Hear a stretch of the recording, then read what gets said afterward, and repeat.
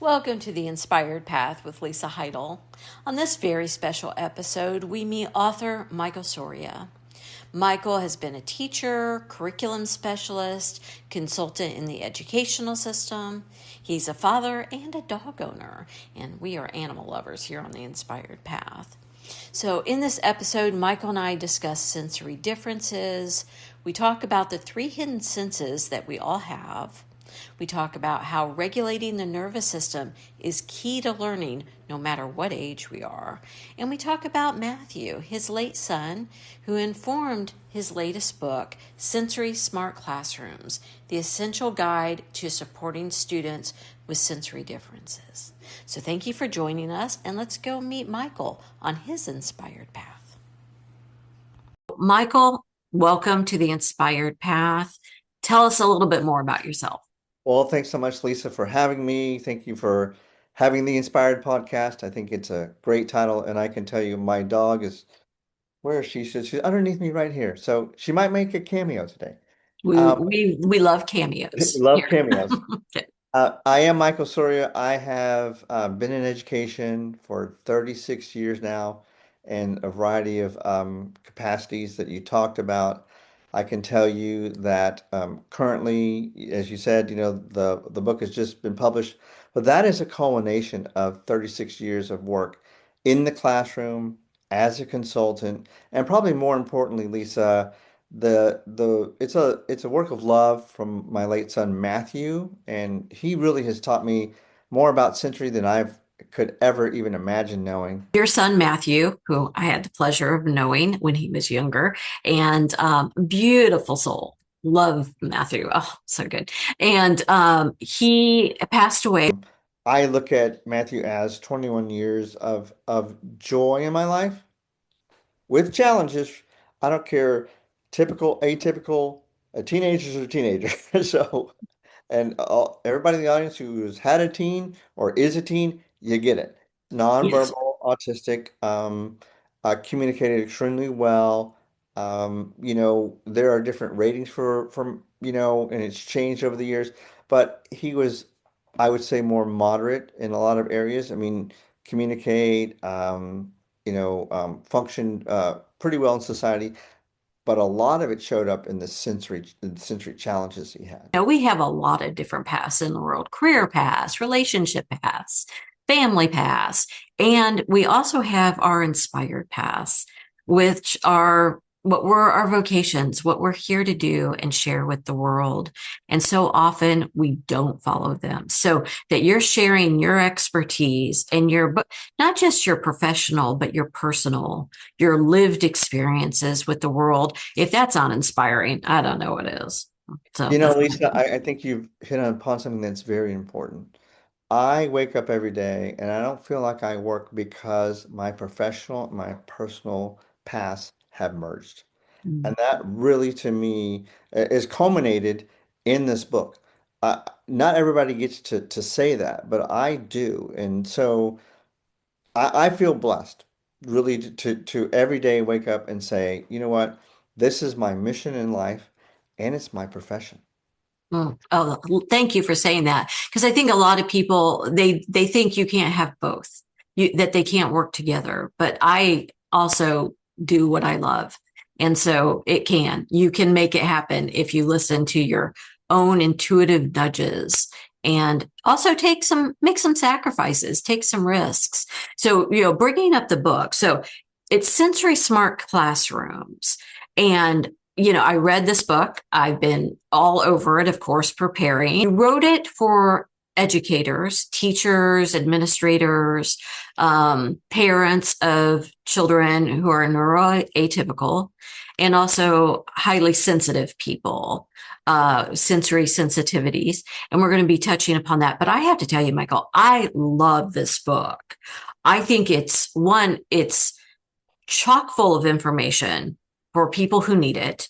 It is clear, it's concise, it's so well organized. Like after I read it, I was like, did that really read that quickly? Like I actually thought, did I miss like a section? Because I lifted it and put it down, that type of thing.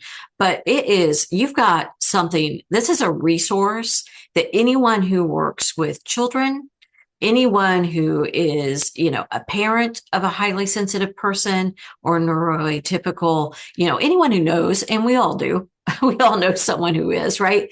They need this resource. So I want to say that before we get started. It is so good.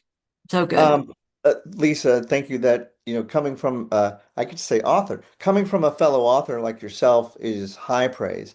And I can tell you one of the best compliments that I get continually, I got one this morning, is that it reads like a conversation.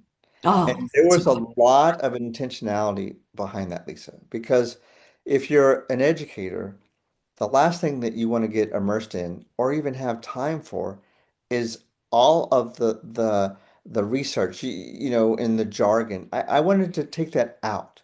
And it was also intentional because parents don't have a lot of time. They want to know more about why their child is doing this. And it was a conversation with them as opposed to this is what you have to do.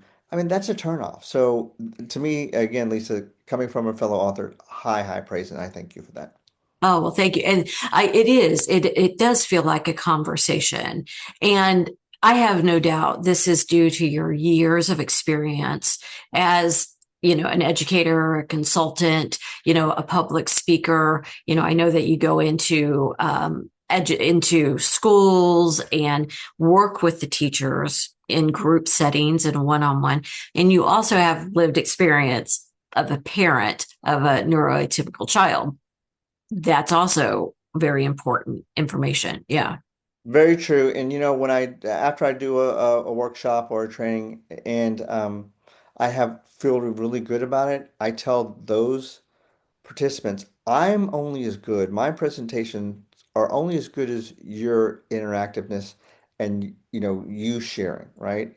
And that book is not me. It's Matthew. It's all the educators I've worked with. In there are so many educator quotes because they're the lifeblood of what I've done. I mean, I don't speak to zero people. I get all this information from feedback from teachers, from parents, and that's what the book's about. And again, thank you for noticing that. We're throwing around some languaging here. Let's go ahead and do some clarifying of that for those who aren't familiar and also to kind of anchor those who are familiar where we're going to take this conversation today. So we're using the words like sensory differences, sensory processing, sensory sensitivity.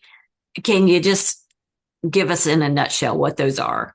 Sure. And I think you're going to hear this theme a lot, and I might oversay it, audience and Lisa, that knowledge is power. And I think that's where we need to start. We need to start understanding these things before we can work on them.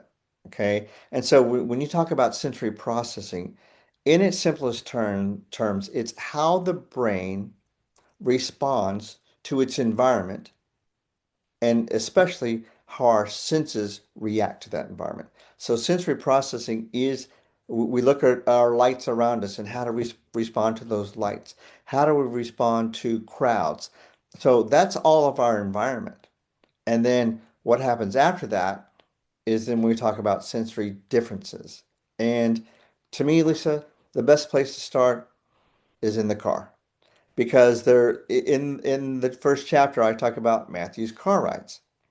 So if we talk about sensory differences or sensory disorders or being highly sensitive. So I'm in a car, I'm driving. I love to drive. I've driven hundreds of thousands of miles. And I can tell you it feels normal. It feels great for me to be in the car. And when I get out, I feel fine. Okay? So let's look at somebody with sensory differences. They're in the car next to me. They're the passenger. And all of a sudden I'm looking at them like, are you okay? And they have that look. I'm like, are you getting car sick? They're like, oh yes. Like, so they can't stand being in a car, that motion, that movement that they're not in control of. So that person has a sensory difference. Okay. Now I'm going to give a segue into the book with Matthew. Okay. Matthew has these my keys at 11 o'clock at night, barging into my room and just shaking the keys. Being nonverbal doesn't mean that you don't know how to communicate. It's probably the opposite. They probably can communicate much better than some of us. They don't need the words, they just have the actions. So that meant that Matthew had a sensory processing disorder, or his difference was he needed to be in the car. And he needed that drive until he got tired. 1 o'clock, 1:30. Are we done, Matthew? And I can start to see him falling asleep after an hour, 2 hours in the car.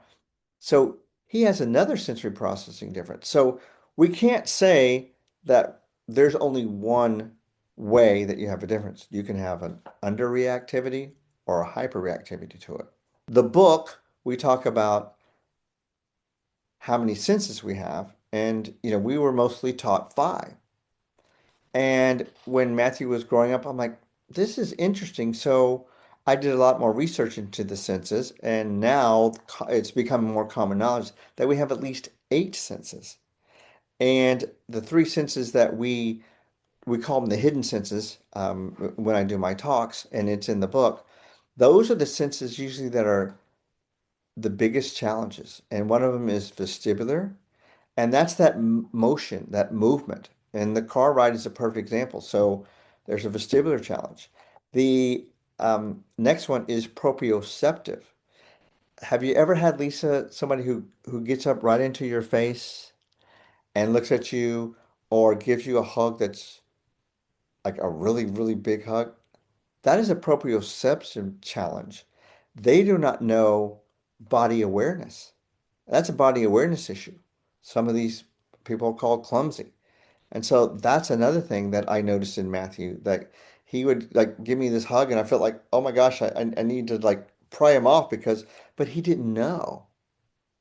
And then the third one is the interoceptive, and this interoception, and that's the most challenging when it comes to students and adults and behavior, because this one is, I don't know my internal body awareness.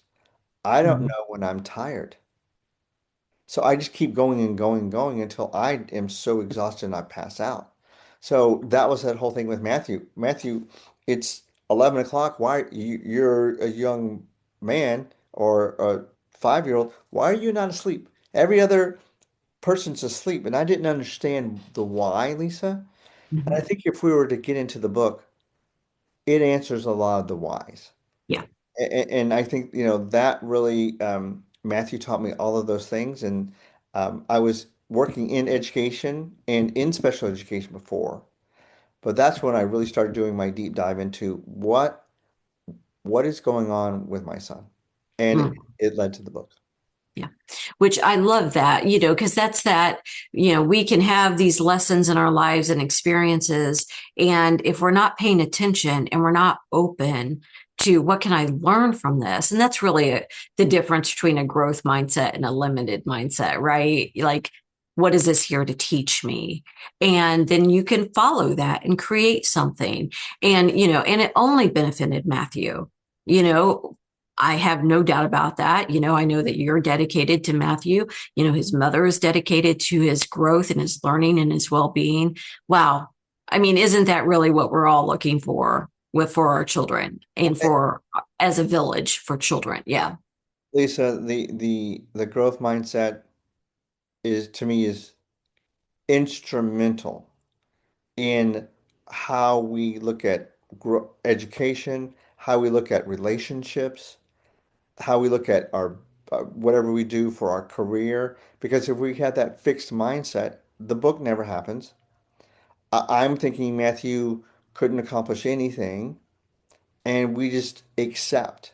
And if we accept everything, then nothing's going to change. Mm. And we're talking about the book, but now I have thousands of people asking me questions on how to work with their children and about themselves.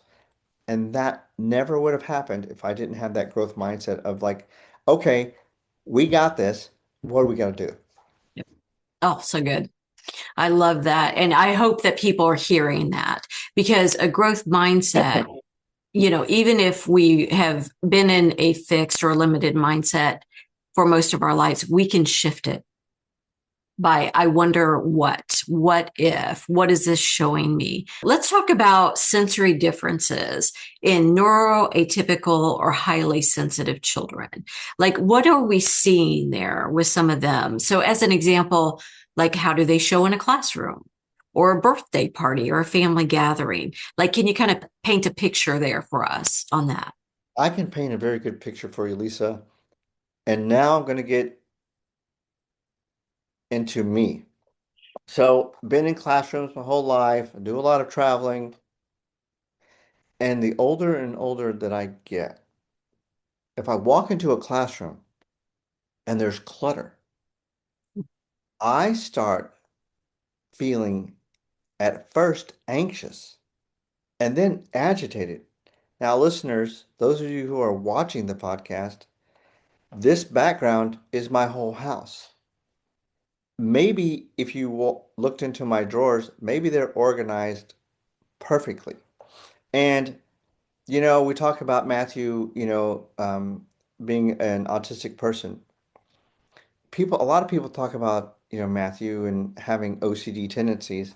And I said, no, you're wrong because I have CDO tendencies because anybody who's OCD doesn't like that it's not in alphabetical order. So I need clear, I need everything calm.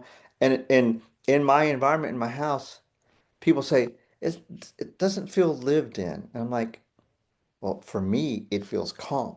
So myself going into classrooms and observing educators, I walk in and I see clutter and I see mountains of paper. I'm like, I'm literally, Lisa, I have to leave after a couple minutes because I'm like, I feel like I'm freaking out.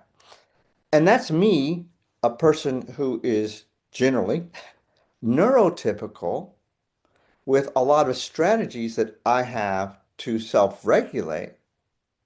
So if that's happening to me, an educator of 36 years being in a lot of classrooms, what does that student feel like if they have a challenge with looking at clutter? It, what happens is they do not have those coping strategies or the self-regulation strategies. And we can start to see this, Lisa. They're just shutting their eyes, and we think they're not paying attention. They're shutting their eyes because they are overwhelmed with what they see. Then we start seeing things like moving and wiggling in their seat because they want to get out. Okay. Now that, of course, could be a vestibular problem, and they're just rocking and they're not staying still. Then we start seeing behaviors. And Lisa, if there's one thing that I want your audience to know is for themselves, for their students, if they're working with students, behavior is communication. And our job is to try to figure out what are they trying to communicate. And so think of me, my communication is I hate clutter and it's so bad I have to leave. And in a neuroatypical student, we're starting to see things like throwing books. We're starting to see running around the room. We're starting to see screaming. And we think that behavior is needs to be there has to be consequences by it. But the book is about why don't we figure out the why and then we can go from there. That was such a great description of using yourself as an adult because we were all children once. Right. And as we mature and develop both in our regulation systems and sensory processing and intellect, all these other areas, we still carry things with us because it's part of who we are. It's how our brain works. And, using myself as an example, I've always been a highly sensitive person, and quite empathic, whether it's nature or nurture or a combination of both. And so a classroom for me, there's a lot of emotions. There's a lot of activity. There's a lot of reactions. And I was very attuned when I was a child to, if a teacher was, spoke unkindly to another student, I felt that very strongly. I have been on three um, Zoom meetings today with administrators from school districts, and they have said this is the worst year in terms of behavior. Oh, And it's everything you said that is coming together, highly sensitive people, what's happening in the classroom. What are some things that made you feel comfortable when you were young? Was there any was your safe place? nature. I was always in the woods. I was always hiking, playing in the woods. So nature for me was always a reprieve. It was always my sanctuary. I love that, Lisa, and I'll get to something that I do with educators in a moment. But I will tell you this. You liked nature, and some students had have an animal they like, or a brother or sister, or something, or a pillow that they like. We're taking you out of the environment that you feel safe and supported, and we're putting you in four walls with a bunch of other students who we do not know who most of them are, with desks that are really uncomfortable. And we're asking these students, with all of that, with all the current technology and social media, to go to this place, and we want them to behave like angels. It's not Mm, going to happen, is yeah. it? Yeah. We want them to be obedient. I mean, we do. We want them to not express, not have wants, not have needs, because it's time to learn. Right. Correct. And I Right. love that you said the word obedient, because what if we flip that word to respectful? Mm, A whole different thing. And what I'm talking about, and I talk about it in the book, Lisa, is that we want educators to be respectful and empathetic to what that student is going through. And you could put that in adult life. Let's say you have a partner. We want for it to be successful or as successful as possible. If you have somebody with sensory processing differences, you should first understand where they're coming from. That's the awareness. And then respectful of what they're going through.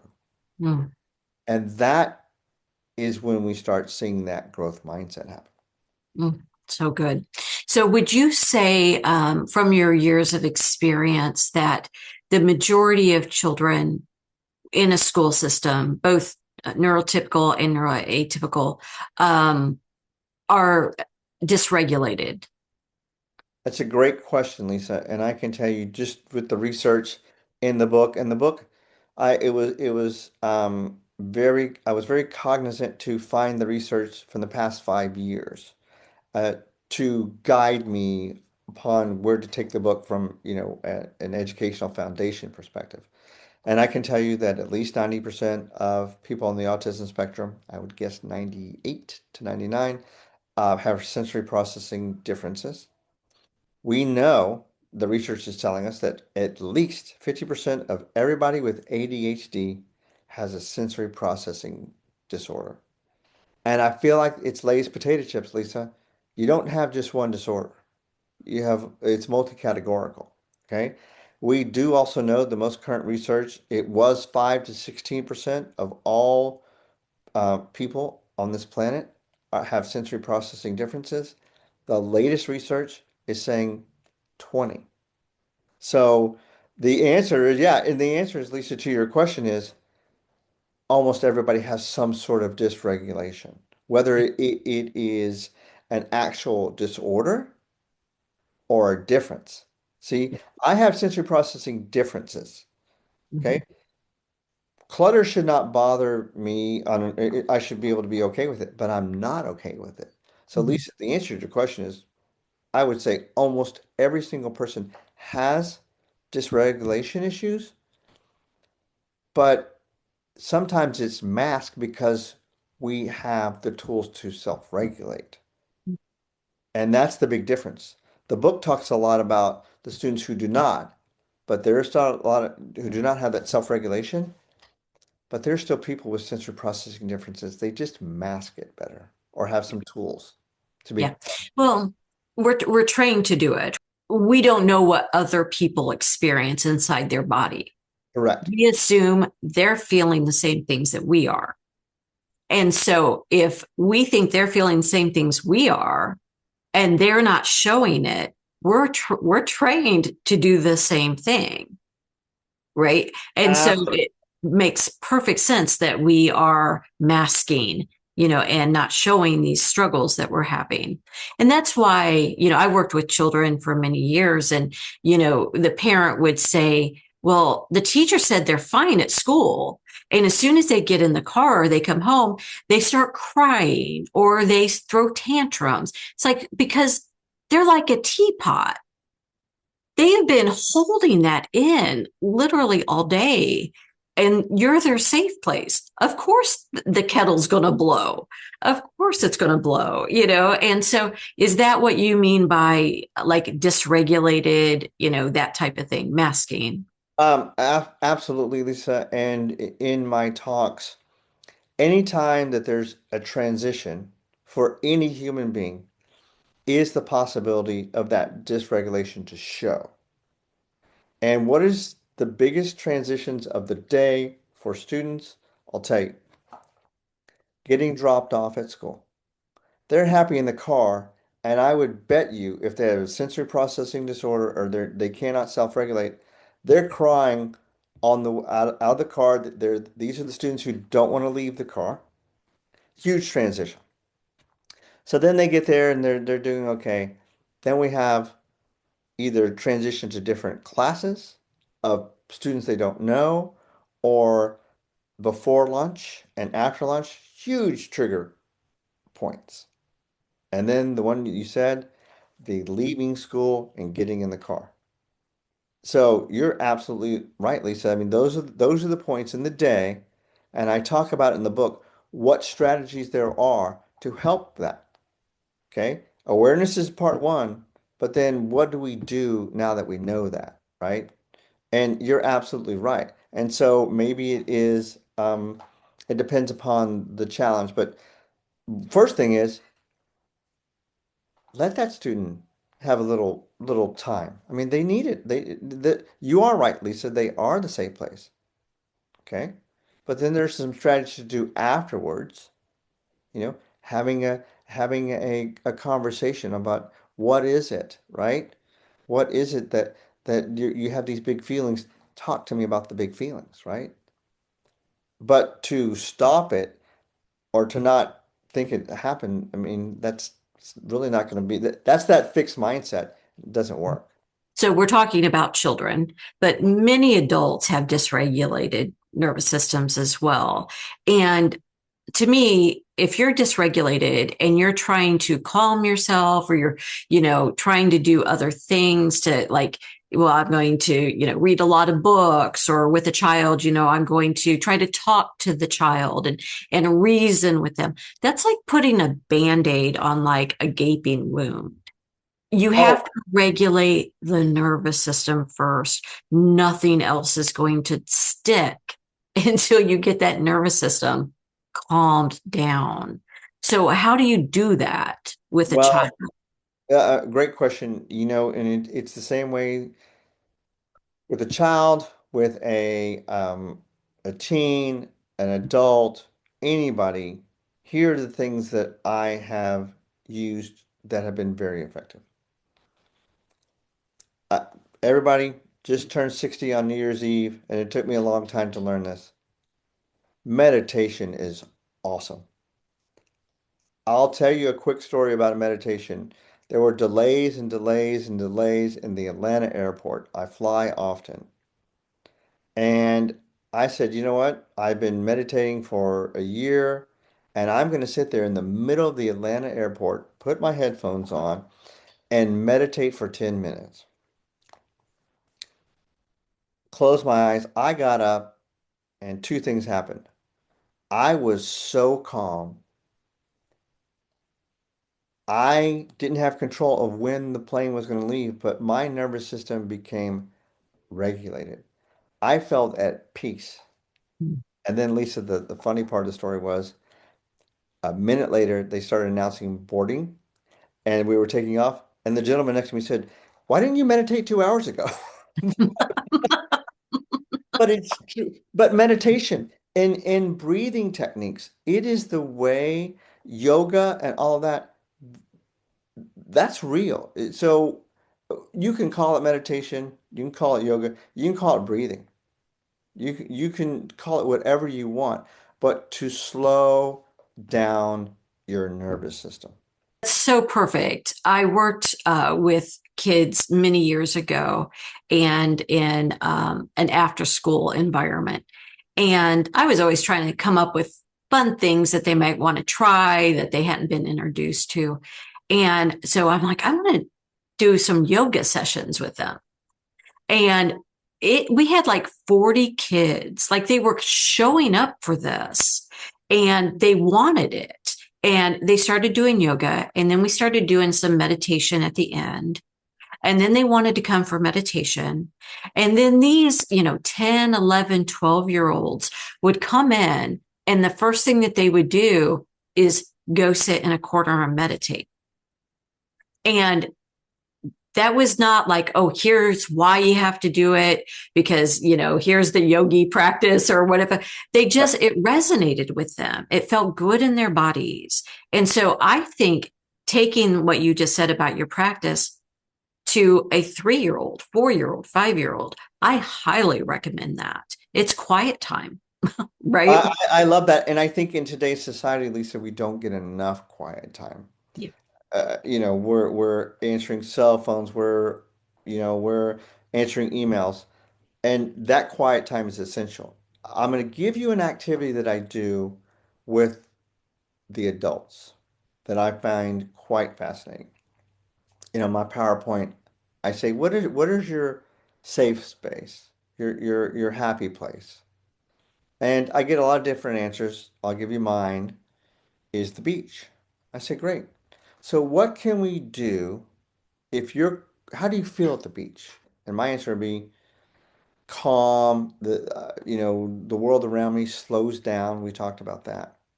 And then if a teacher says that the beach is their answer, I say, well, do you have any sand at your desk that you can just run your fingers through? Do you have a video or music of the wave sounds? Do you have like rocks if you have a beach with rocks? Do you have any of that? Do you have a candle that has ocean smell? And I said, how would you feel if you had those? Oh, I'd be back at the beach. And I said, that's what you need to do for you. And you need to find out, adults, find out what your happy place is. Find out what your students or children's happy place are and take them there. We have the modern technology to take them there and old technology like actual sand. We can go there and we can go there when we need to. And that will help with the regulation because Lisa, the dysregulation is what's causing these behaviors, but they're not 100% preventable, but we can slow them down and prevent some of them. What does it look like when you have a regulated child in a classroom? Like for a parent or an educator, like what are the telltale signs that, oh, okay, people are regulated? They're not just shoving it down, they're not masking, that, they're actually regulated. What does that look like? That's a fascinating question that you asked, Lisa, and I can tell you it's like, okay, um, that you do see some of this. Like people like just take a breath, and sometimes teachers might think, oh, are they just like disengaged? I'm like, no. Or there might be I had a good friend who was a fellow author, and he would do this a lot. Hmm. He would shake his hands. I'm like, but he was kind of shaking it out, so to speak. And you don't see the tears and you don't see the behavior because you see what they have chosen to do for self-regulation. Lisa, I used to do this when I was younger. I used to do this. And like this was to hug myself, Mm. right? And I felt good because I knew being neurotypical, I couldn't ask for a hug that didn't, and when I grew up in the 70s, that would have been weird Very inappropriate. Yep. or inappropriate, weird, still is today. But you see those strategies Yep. that they're happening, but they seem unnoticed, right? Or the people like that would the doodlers, Mm. they're not doodling to because they're not interested. They're doodling because their brain needs to do something to regulate, and maybe it's just drawing. Those are the people who are dysregulated, but have found those strategies and able to not present it as a behavior problem or not to cry. When we started the podcast, you gave the story of Matthew holding out the keys. He knew what helped him. He just verbally could not communicate that in the way that we do, but he was communicating it. So if we pay attention and we listen, whether to the nonverbals and the verbal cues from the children around us and children that we're interacting with and other adults, of course, then we're going to learn what it is they need. And because Matthew knew that was going to help him sleep. He couldn't articulate it, but he knew. And so, a teacher, of course, has, you know, 20, 30 students in a classroom, sometimes more. Parents have more than one child. Many of them have jobs and, other responsibilities. How can a teacher, as an example, help regulate their classroom for themselves, regulate themselves first in order to create that environment so students feel calmer and are able to engage? Great question, Lisa, kind of in two parts. The first one is, what is that teacher's safe space? Is it nature? And maybe have a lot of nature sounds around. Have some candles that smell like wood burning candles or have leaves or something. Bring that, what helps her or him feel safe, into the classroom, right? And have, I mean, if you think about nature in and of itself, one of the things I love about nature is it's not bright lights or yellow lights. It's natural light. Mm. And that's one of the triggers, big triggers for everybody is lighting. And so bring a natural light or bring different types of light into it. So, that's part one on how the teacher should help regulate herself or himself in order to be able to be calm because you have X amount of dysregulated kids running around. You want to be as calm as you can. And then to me, the foundational piece, and it's in the book, is that we have to have planned sensory breaks. It cannot be, oh, that student is feeling dysregulated. Okay, go have a timeout. It has to be planned. During every transition, it could be as little as 3 to 5 minutes, but there should be something sensory throughout the entire day. Because one of my favorite things to do as a coaching and teacher is it's 3 more minutes to lunch, right? And at that 3 minutes to lunch, those kids are hungry, they are flipping out, they know a transition's coming. So why don't you do something, play a song, why don't you do some breathing techniques? And though before those 3 minutes are up, they have calmed themselves and they're ready to go to lunch. It's what I do, Lisa, daily. Before I wake up, pour my cup of coffee, I'm doing some meditation. Then the day starts. But too many times we're just going to the next thing. And if you don't plan the sensory breaks, they won't happen. And, if we struggle with it as adults, can you imagine a child? They can't reason that I need to do this. But the beautiful thing is when you're working with children is if you get that embedded in them early, they will bring it throughout the rest of their life. because it's part of their practice, what they know. And that, so I love starting that early. Yeah.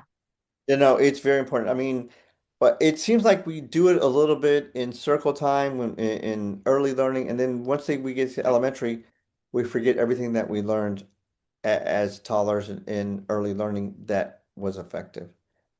Nap times. I mean, come on. I mean, I mean, I tell you what, I sometimes take cat naps. If I need it and I'm dysregulated or just meditation breaks, it helps so much. But we forget about the things that we knew as toddlers.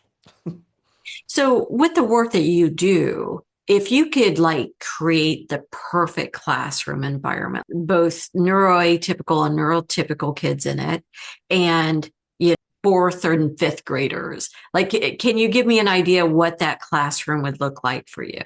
Um, Lisa, I can tell you, and I'm gonna show it. I wrote this workbook that goes along with the book, and it's called Partnering for Student Sensory Success. And the first thing that I want every educator, every parent that's listening to do is find out more about your student or your child or your partner or your friend. Because knowledge, again, I told you, Lisa, I would say this, knowledge is power. If we know, Lisa, I know you and you're a little bit of an introvert, that if I'm your friend and I am, I'm not going to drag you to 4 parties in one day. Oh, thank you. Right, right, Bless you. right, right. But so if I'm an educator in the classroom, I'm going to find out what all the students' needs are. And if I have a lot of similar needs, like maybe it's fidget. So maybe I have a fidget basket and the people who are need to fidget will have fidget areas. Let's say maybe it's an area where it's a calm corner and part of the room is a calm corner. And so when they need that, those students who need calm are there. Now, this is what Matthew did, and you can take it with a grain of salt, but Matthew had those little mini trampolines. Some people need to be stimulated. Now, I have a great activity for this. I do it all the time. If you're doing something that's stimulated, if the student needs to be stimulated, let's say the trampoline, that's great. I do jumping jacks. Before they go back to their station, they need to do breathing techniques. You don't want to overwire them, but you do want to give them what they need is that active play, but then maybe do three breaths to calm, and they go back to their desk. They got their active, now they're calm and go back.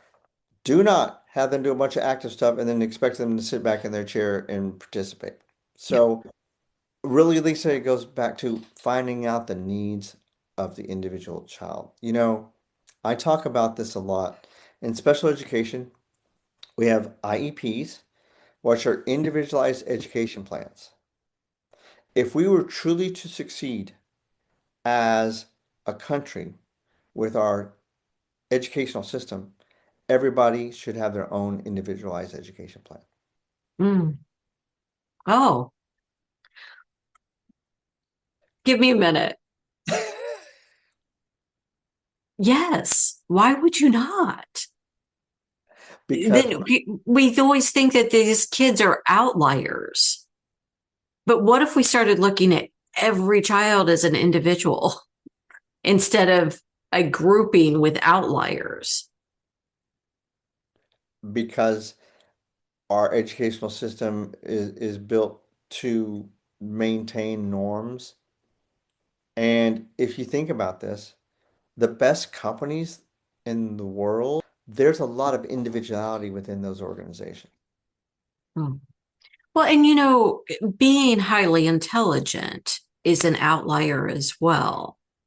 And I think that we forget that. Like we look at someone who's neuroatypical as, they need the IEPs and one, I believe we all have our gifts. I have a high EQ, right? Like that's one of my gifts.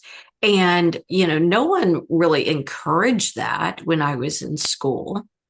to like, oh, this kid can really, tap into the needs of the other students and connect with them verbally and emotionally. Well, that's a gift to have, as well as a high intelligence. And I think when we start looking at the educational system as something that's organic and that's always evolving, instead of the picture that you painted earlier of being the four walls of concrete that's unmoving, right? Well, what if we start looking at it as more organic? Like, we can organically turn this into anything we want it to be. The hypergrowth mindset is when we do everything organically. And it just astonishing what you just said, Lisa, and I'm going to go back to it. What if we taught to every person's strength and then filled in their weaknesses, as opposed to teaching to their weaknesses and hoping they get better and not really analyzing their strengths? What if at an early age that I knew that you had a high EQ and said, "Oh, you might be a good therapist or you might be good this, and why don't I give you more tools to heighten your EQ skills?" Why are we not teaching to everybody's strengths? Mm. I love this conversation. I love talking about the possibilities as opposed to the limitations, right? We get enough of that collectively in the world, but each individual brings something new to the table, and the work that you're doing is so valuable. And I want more people to know about you. I want more teachers to be able to connect with you and more parents. So what do you hope when people finish your book, and also the workbook as well, which is a wonderful resource as well? All of that will be in the notes for the podcast and the video cast. What do you hope people take away from this conversation, as well as take away from your book that you're now sharing with the Uh, world? I can tell you, Lisa, I think we touched on these before. Self-awareness. I want you to be self-aware that with anything sensory, that I don't know one person on the planet that has no sensory differences. You have them. Embrace them. Find out more about them. And most of all, Lisa, with everybody, have empathy for these who have sensory processing differences. If you come from a place of empathy, then you can have that growth mindset and help what we just talked about. Like, I can teach to their strength what they're good at, but I want to be aware and empathetic to what their needs are.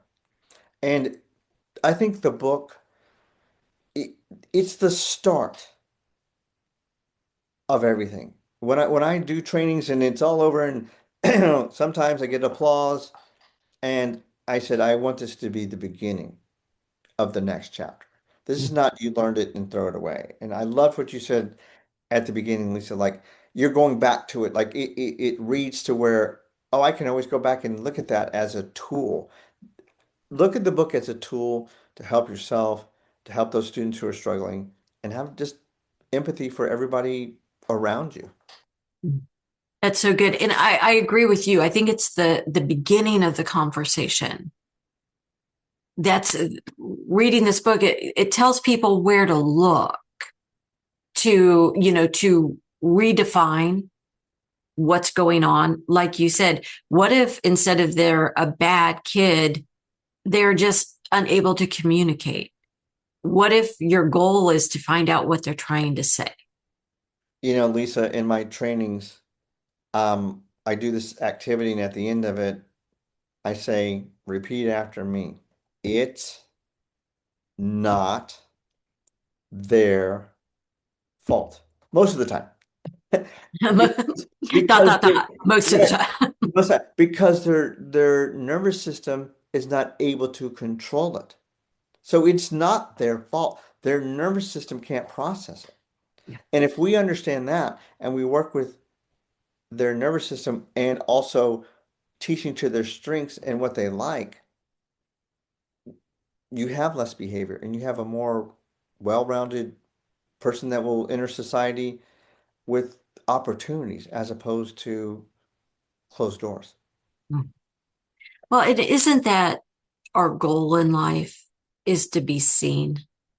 That's really all of us want, is to be seen and understood at the end of the day. That's really it. And so the work that you're doing, that will help these children be seen. I welcome people to contact me. And yes, we talked about the book, but it's not about the book. It's about the movement. It's about the movement for people to become more aware about sensory processing, sensory differences, highly sensitive people, and how to embrace them and work with them. All right, Michael, this was so wonderful. Thank you so much. Once again, the book is Sensory Smart Classrooms, the essential guide to supporting students with sensory differences. So if you enjoyed this podcast, make sure to like and subscribe and share this with the educators in your life. Share it with the parents, share it with everyone so that, and I know that Michael's working on another book now. And Michael, I think you need to do something about in the workplace. That's on my list as well. I want to Okay. read that one. Okay, write these So down. look, duly noted. The word, woo, love that. Okay, Michael, you are always welcome back. I would love to have more conversations with you. You know, what you're doing in the world is so valuable, and I just keep doing and trusting your inspired path.